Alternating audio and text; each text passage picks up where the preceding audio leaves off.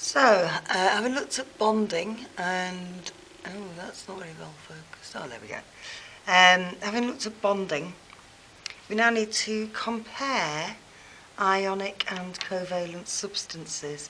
So we're going to need some comparison words that we can use. So if you're comparing, it's not just enough to say this is the melting point of, sodium chloride and this is the melting point of carbon dioxide. If you're going to compare them, you need to be using words like higher, lower, both, whereas, and that's not an exhaustive list of comparative terms by any stretch of the imagination, but I think they'll do us for now. So, what do we need to compare? We need to compare melting points.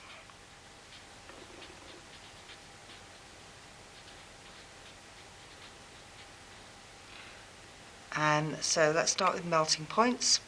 Melting points for ionic substances are very high, just because those bonds are so very strong, whereas for covalent substances, their melting points are really, really low. I mean, if you think sort of, liquid nitrogen, really, really cold, something like minus 400 degrees or something ludicrous, and it's not going to be a solid until, minus a really low number. So if we're going to compare them, then we need to say ionic substances have higher melting points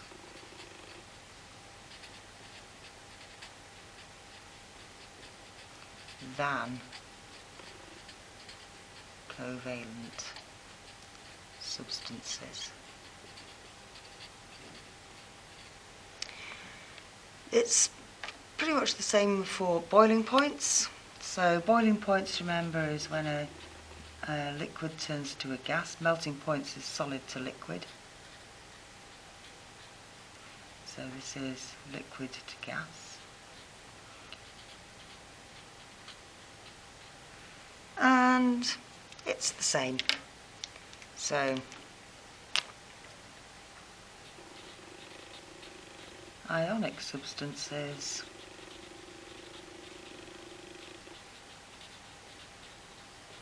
have higher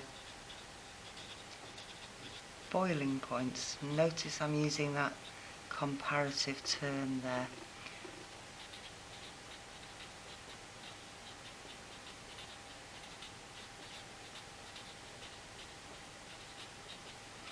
And the reason for that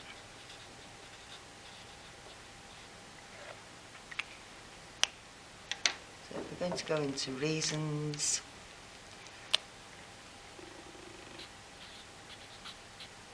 ionic substances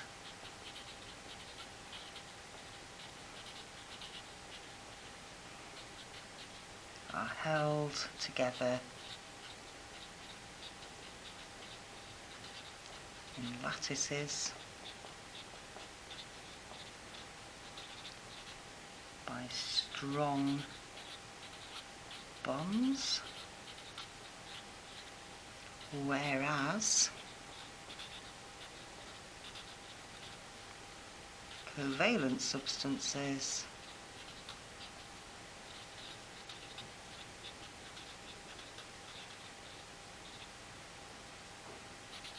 are held together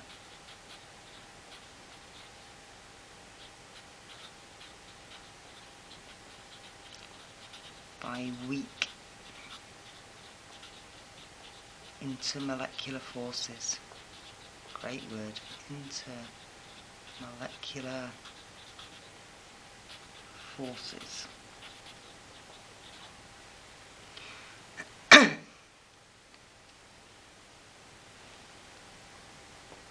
So what that means is that you need to put in a lot of heat to break apart an ionic substance, but only a little bit of heat to overcome those weak intermolecular forces.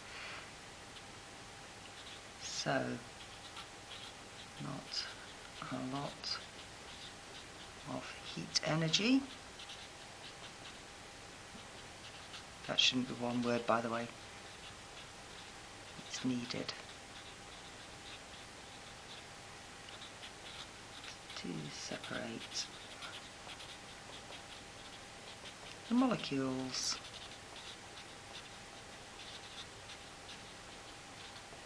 So that's taken us right up into an explanation. If we then compare electrical conductivity, oh no, let's do solubility first. So,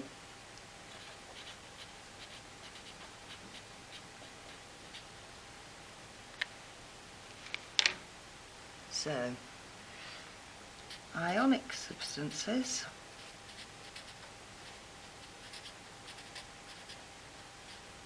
are soluble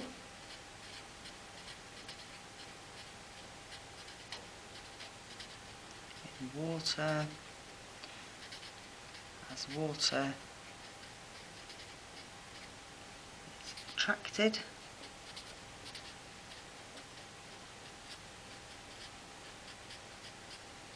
to the ions. I'm just going to use another comparative term now, but covalent substances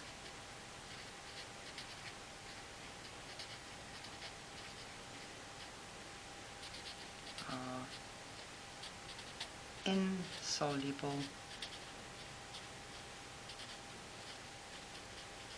as there is no charge in the bond. So the idea here is that the ionic substances have these big fat plus and minus charges.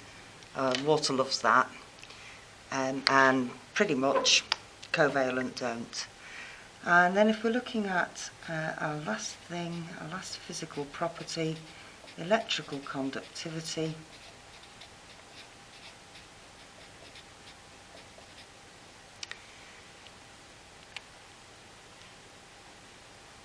we can say covalent substances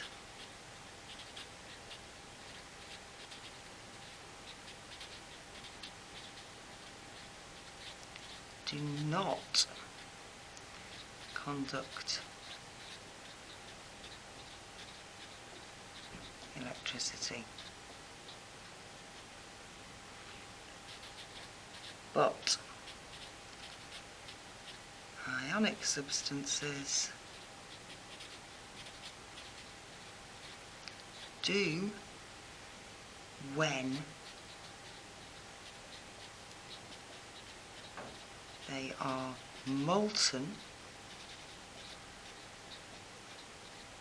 That means melted, or dissolved, and these two things are not the same thing.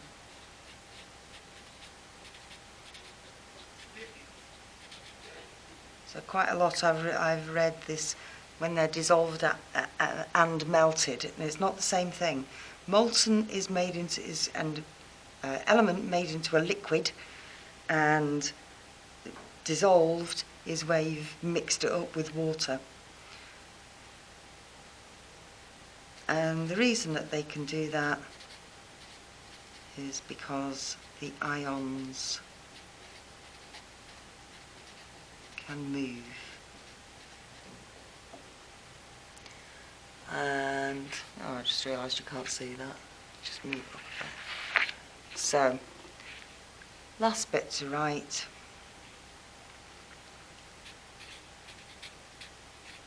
Ionic cannot conduct as a solid,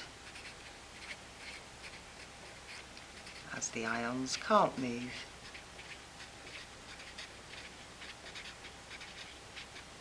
So to get any kind of electrical conductance, you've got to be able to shift something with a charge around. Well, if it's in a solid, it's in that big crystal lattice, it's like putting it in a box, and the ions can't move.